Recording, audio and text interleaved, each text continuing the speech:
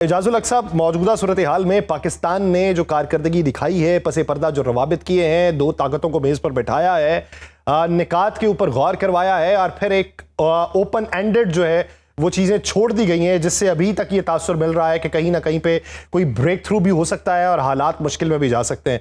पाकिस्तान का ये जो किरदार रहा है, मुस्तकबिल में पाकिस्तान के हवाले से क्या आरा मुरतब की जाएंगी और मौजूदा सूरत हाल को आप किस नज़र से देख रहे हैं? बिस्मिल्लाहिर्रहमानिर्रहीम। सबसे पहले तो आपका शुक्रिया। मेरा ख्याल है कि ये एक once in a lifetime opportunity Pakistan को मिली है कि Pakistan has come in the centre stage of the world, और सारी दुनिया की नजरें जो है वो पाकिस्तान पे लगी हुई थी, और पाकिस्तान ने बहुत ही अच्छी मतलब हिकमत अमली से ये सारा मामला जो है वो तय किए। ईरान के साथ भी अपने ताल्लुकात बहुत अच्छे रखे, अमेरिका के साथ भी ताल्लुकात बहुत अच्छे रखे, और फिर चीन को भी अपने लूप में रखा, और साथ साथ जो जीसीसी के ममालिक थे उनको भी लूप में लेके रखा। तो इसलिए पाकिस्तान का जो है ना बड़ा नुमाया किरदार रहा, और उसको मैं इसलिए हाईलाइट करना चाहता हूँ कि अमेरिका के पास लिमिटेड चॉइसेस थी। अमेरिका के पास, यूएस के पास, ट्रंप के पास और कोई चॉइस नहीं थी, क्योंकि ट्रंप ने एलियनेट कर दिया था कनाडा को, स्पेन को, यूरोपियन यूनियन को, यूके को, ब्रिटेन को, और यूक्रेन की वजह से रशिया वैसे ही वो उनके मुखालिफ था, तो पीछे रह जाता था चाइना। तो और इंडिया जो है वो ऑलरेडी इजराइल की गोद में जाकर बैठ चुका था, सबको मालूम है, 25 फरवरी को लड़ाई शुरू होने से पहले। तो एक लिमिटेड चॉइस थी, और अमेरिका की ईगो की वजह से चाइना को तो नहीं कह सकता था जी हमारी सुलह कराएं। तो इसमें पाकिस्तान को वो गोल्डन अपॉर्चुनिटी मिली, जो पाकिस्तान ने उसका पूरा फायदा उठाया, और अच्छे अंदाज से कि ईरान ने भी हमारी बात सुनी, अमेरिका ने भी हमारी बात सुनी, और मुज़ाकरात जो है वो पाकिस्तान में हुए, और अल्हम्दुलिल्लाह सारी दुनिया ने इसको सराहा है, सारी दुनिया ने शुक्रिया अदा किया। यूरोपियन यूनियन ने, जर्मनी ने, दीगर ममालिक ने पाकिस्तान का शुक्रिया अदा किया, अक़वाम मुत्तहिदा ने भी पाकिस्तान का शुक्रिया अदा किया। तो ये एक बड़ी अच्छी पेशरफ्त हुई है। अल्लाह ताला ने ये 10 मई के बाद जो मार्का हक था, उसके बाद पाकिस्तान को एक ऐसी अपॉर्चुनिटी दी है कि जिसमें हमने पहले हम करते थे, हमारी फॉरेन पॉलिसी होती थी रिएक्टिव, अब हमने एक प्रोएक्टिव फॉरेन पॉलिसी शुरू की है। सऊदी अरेबिया के साथ डिफेंस पैक्ट, जीसीसी को लूप में ले,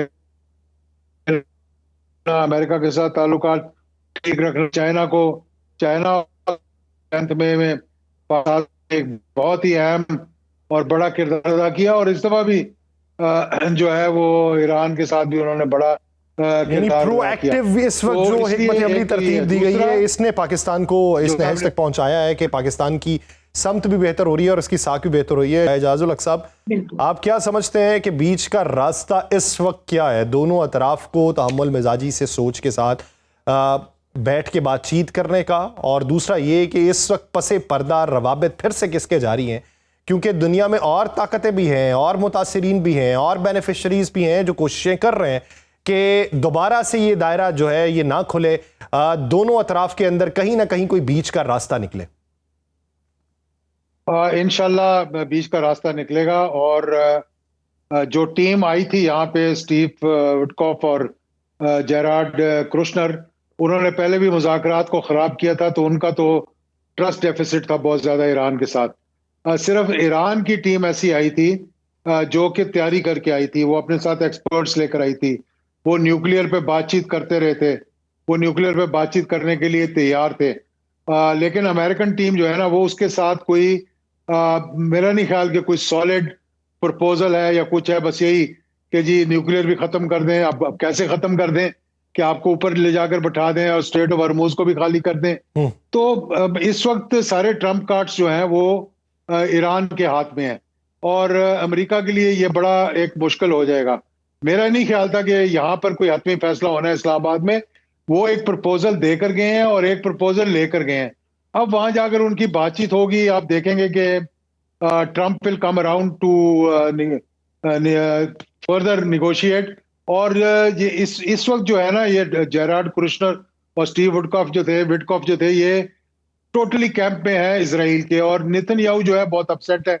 वो चाह रहे थे कि ये जो है ना जिस तरह उन्होंने लेबनान पे हमले शुरू कर दिए, किसी तरह से ये टॉक्स जो हैं वो ब्रेक हो जाएं। हिंदुस्तान की भी यही कोशिश थी कि ये टॉक्स जो हैं वो ब्रेक हो जाएं, लेकिन किसी तरह से अमेरिका को, ट्रंप को ये रियलाइज करना पड़ेगा कि अपने भी लोग मुखालिफ हो रहे हैं और अपनी जो उनकी कांग्रेस और सेनेट है उसके अंदर भी बहुत लोग बातें कर रहे हैं, और 80% से ज्यादा लोग जो है अमेरिका में ये समझ रहे हैं कि ये हमारी जंग नहीं है, ये इजराइल की जंग है। अब उसने ये फैसला करना है कि क्या मैंने इजराइल की जंग लड़कर अपने आप को खराब करना है मजीद, या फिर मैंने एक अच्छे अंदाज में निगोशिएट करना है। अच्छा, अब निगोशिएशंस के लिए भी मैं आपको बता दूं, निगोशिएट करने के लिए जहां तक जिनीवा में और ओमान के जरिए ये बातचीत पहुंची थी, वहां से आगे जाने का रास्ता है। अली खमनाई राबर ने ये फतवा दिया था कि हमने न्यूक्लियर जो है वो नहीं बनाना, न्यूक्लियर की तरफ नहीं जाना, लेकिन आप उनको मजबूर कर रहे हैं। जो कौमें 60% तक एनरिचमेंट कर सकती हैं वो 95 पे भी उसको ले जाने में कोई आर नहीं है, उसको कोई मुश्किल नहीं है। और ईरान के पास बहुत से साइंटिस्ट हैं, ईरान के पास बहुत से, इतने लोग उन्होंने मार दिए, उनके शहीद कर दिए, उसके बावजूद आप देखेंगे कितना जबरदस्त सिस्टम उन्होंने बनाया हुआ था कि अंडरग्राउंड तमाम चीजें, और एक से एक बढ़कर उनकी मिसाइल टेक्नोलॉजी जो थी वो आयरन डोम वगैरह उन्होंने सब खत्म कर दिया था। अब बात यह है कि अगर तो ईरान कह देना ट्रंप को, जो नहीं कहेगा कि आए जी हम स्ट्रेट ऑफ हॉर्मुज़ में आपके साथ मिलकर टोल लगाते हैं, तो ट्रंप जो है ना फौरी जंप करेगा और कहेगा आए जी सब कुछ ठीक हो गया। लेकिन उनके हाथ में ये चीज आ गई है। अगर आपने आपका मौक़िफ़ है